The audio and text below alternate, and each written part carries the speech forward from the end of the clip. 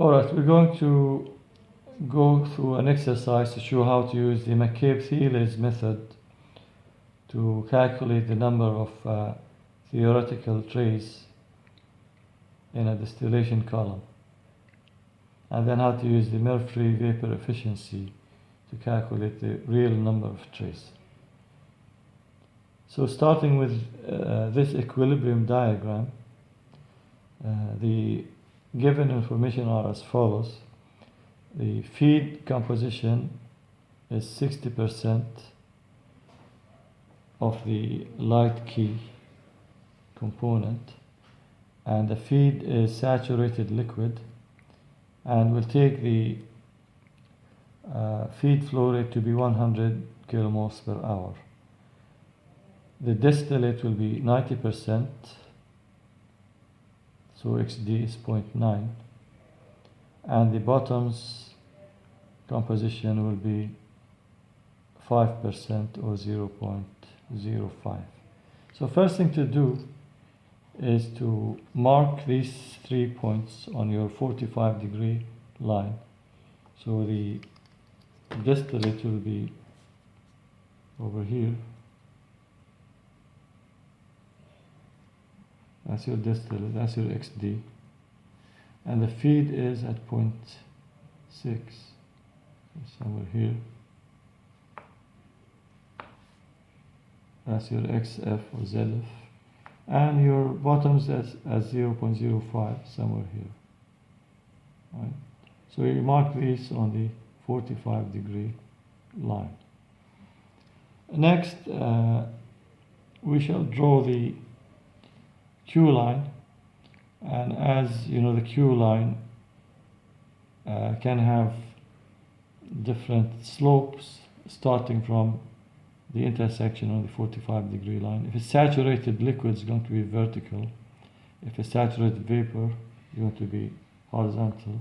If it's mixed, it's going to have a slope in between, given by the equation of the Q line, which is Y equals to Q over Q minus 1 X minus XF over Q minus 1, and Q will give you the extent of vaporization. So for example, for Q equals to 0.2, then take X equals to 0, then Y will be, in our case, if XF is 0.6, it will be 0.6 over 0.2 minus 1. So minus 0.6 over minus 0.8, which gives you 0.75. So let's take the Q to be, in this case, if it is a mixture, then the Q will be drawn by taking a point at, the first point will be on the 45-degree line at XF, and the second point will be at X equals to 0 at 0.75. If, as we chose, if it is saturated liquid, then it's going to be just a vertical line. So let's take it to be a saturated liquid. So you just draw a vertical line. And the next point is to go for the operating line of the enriching section. The first point will be at X equals to XD on the 45-degree line, and the second point will be at Y equals to, at X equals to 0, and the equation of the operating line is R over R plus 1 times Xm plus XD over R plus 1. So take the X equals to 0, at X equals to 0, Y becomes XD over R plus 1. So in our case 0.9, and R is equal to 2 in our case. So it's 2 plus 1. So that gives you 0.3. So you go to the y-axis at X equals to 0, and you mark a point at 0.3. Then you draw your operating line by joining these 2 points. Okay, and you mark the intersection of the 2 lines. And the final step to do is to draw the stripping line equation, and you do that by joining the intersection with the intersection of XB on the 45-degree line, which is this point over here, and you draw a line. So that's your stripping line. Now we're ready to draw the stages. So you draw a horizontal line starting from XD until you reach the equilibrium line, and then you draw a vertical line. Okay, that's your stage one, and then you draw a horizontal line.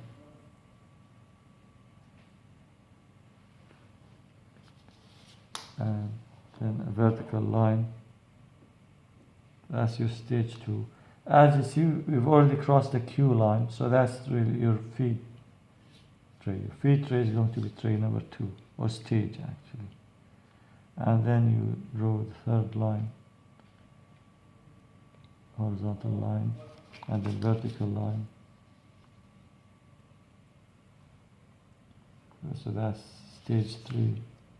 Then horizontal and vertical. That's stage 4. And the next one is stage 5.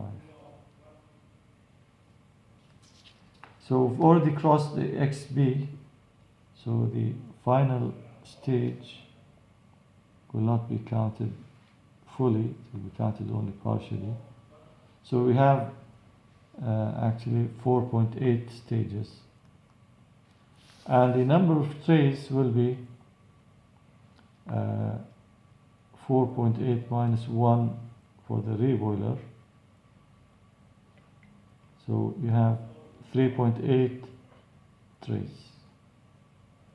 These are the theoretical number of trays. Now, if we take the Murphree vapor efficiency to be 60%, so what you do is to take the measurement of the height of some of these stages, which is the distance, vertical distance. It could be any distance between the operating line and the equilibrium line. For example, this is 1 centimeter, 10 millimeters.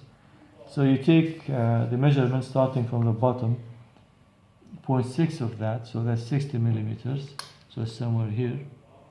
And you do the same thing here, you measure the distance, so that's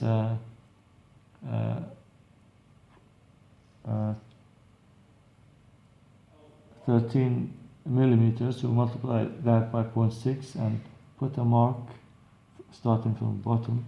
And you do the same thing here, you mark points at heights of 0.6 starting from the bottom. And then you draw a corrected equilibrium line starting from the corner here,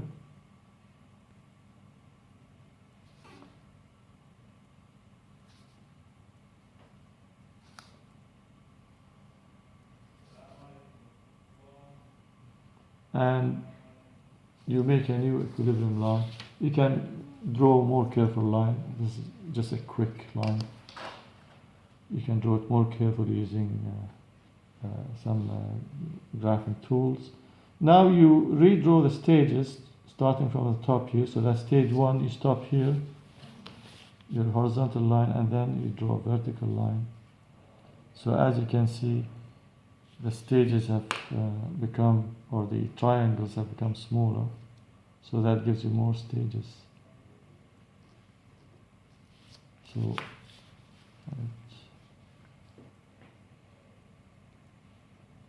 that's stage 2.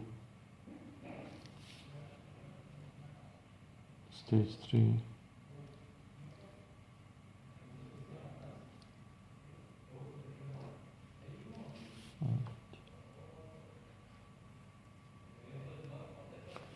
And now stage 4 will be crossing the Q line, so that's our feed tray. That's our feed tray.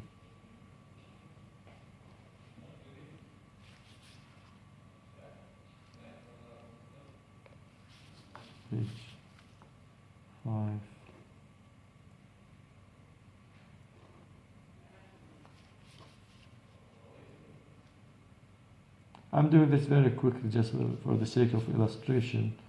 You have to draw your stages more carefully.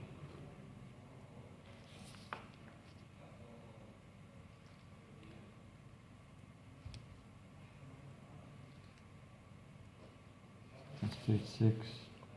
So as you see, as before, when you cross a Q line, you continue not on the enriching line, but you continue on the stripping line as your operating line. So that's 7 and 8. We still have one more stage to go. We haven't reached the XW yet. That's 8. So now we're crossing the XW. So the final one is only half of it. So we have 8.5 real stages. So that gives you 8.5 minus 1, 7.5 real trays. So compared to the 3.8. And of course, you round up this figure to 8. Yeah. Now, a second exercise to consider here is when you have a side stream. What happens when you have a side stream is that, let's say the side stream flow rate is LS and the composition is XS. What happens above the side stream, and the feed is over here, above the side stream, the problem is exactly the same as before. So the enriching line, operating line will be the same as before. But when you reach the side stream, some of the liquid is withdrawn. So from now on, your flow rate is L prime is less than L. All the L's above the side stream are equal. But L prime will be lower than LS by the L above it. So it's L prime is L minus LS. So the slope of the operating line now will be L prime over V. V, the vapor flow rate, will not be influenced. It's just the L. So that means the slope will be less and it becomes more horizontal. So what you do in this case is to draw an envelope around the side stream, the top section of the tower, including the side stream, and you write the material balance for this, and the material balance will give you a modified operating line. So this is how it looks. Let's take the following conditions. Let's say that the feed is 100 kilomoles per hour and the side stream is 10 kilomoles per hour, and the composition of the side stream, let's take it to be 0.7. The feed, let's take it to be at 0.4, XD 0.9, XB at 0.05.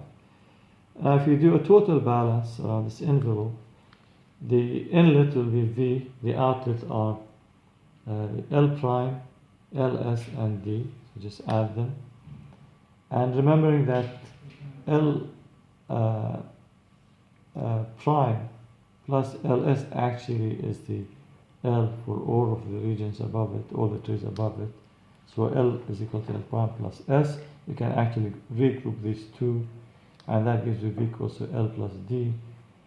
And since the reflux ratio is L over D, so substitute that for L here, and that gives you V equals to RD plus D. Group the D, and that gives you V equals to R. V equals to D times R plus 1. We're going to use this later. Let's go back to this equation here and do the component balance. Multiply each by its component. So V times Yn plus 1, L prime times Xn. LS will be given multiplied by the XS, which is equal to 0.7 in our case. And D will be multiplied by XD, which is 0.9. Divide everything by V, that gives you the slope of the operating line L prime over V times Xn, and all of these will be grouped and divided by V. If you substitute the given values, so 0.7 times 10, this is 0.9 times D over D times 2 plus 1. So this is this portion. So to draw this operating line, we can take a point, one of the 2 points to be at x equals to 0, so this disappears, and you end up with this, at x equals to 0. So all we need to do is to do an overall balance to find D, and then we can substitute that here. If you do an overall balance for the whole tower, the feed will be equal to the distillate plus the bottoms plus the LS. So put that values here, 100 D plus 10 plus B, take the 10 to the other side, so 90 equals to D plus B. Then multiply each of these by its component mole fraction, so 0.5 of 0.4 times the 100 equals 0.9 times D plus 0.7 times 10, which is 7, plus 0.05 times B. Now, from here, B is equal to 90 minus D. Substitute that here, and multiply everything out. Take the 7 to the other side. That gives you D equals to 33.5. And B will be equal to, from the above equation, 56.5. And hence V, which is D times R plus 1, will be 33.5 times 2. R is equal to 2. So that gives you a V equals to 100.5. So put that V over here, and the D 33.5 over here. That gives you, at x equals to 0, this is the operating line of the region between the LS and the feed. Okay, this is the operating line between these two regions, between LS and the feed. Okay, so that gives you the intersection of that operating line with the y-axis will be at 0.35. So we have then now 3 operating lines. One for the stripping, which is the same equation as before, for the enriching, same equation as before. Then between the side stream and the feed, which is given by this operating line, okay, and then between the feed and the bottoms, XW. So to draw these lines, we do the following, as we did before. We have, first of all, to mark the given points. The feed is at XD, sorry, the distillate is at XD equals to 0.9. The feed now we're taking it to be 0.4. So it's over here. That's your XF. Your XS or side stream is at 0.7. So mark that on the 45-degree line. And finally, your XB is 0.05, which is over here. That's your X bottoms, right? And that's your XS. So first of all, the feed is saturated liquid, so just draw a vertical line. That's your feed. Now the enriching line is the same as before. So first point will be on the 45. The second point will be at XD over R plus 1. And XD is 0.9, R is 2, so that's 3, that gives you 0.3. So to draw the enriching line, all you do is to draw a point on the 45-degree line at x equals to 0.3, sorry, at y equals to 0.3, x equals to 0, and 0.1 is over here, and you just draw a line between these 2 points. You don't need the whole line, so we want to join it just to the side stream. side stream is saturated liquid, so just draw a vertical line. Okay, so you find the intersection. Okay, that's your point 1. Point 1 of the, now the operating line for the side stream is over here, and point 2 will be at, as we found, 0.37, so that's point 3, that's 0.37. So join that point with this point. That's the operating line for the, it's flatter compared to the enriching line, and get the intersection on the Q line, and finally join that point with the XB or the XW, the waste. So that gives you the three operating lines. Now, as we did before, we start at the top by drawing the steps, vertical, horizontal, and then vertical, and you continue. So this is how you handle a side stream.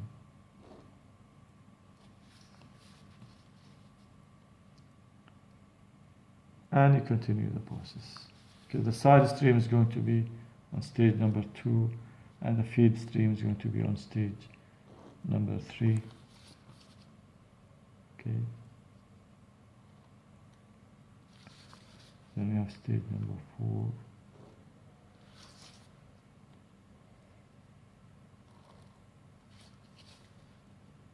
And it crosses the stage number 5. So we get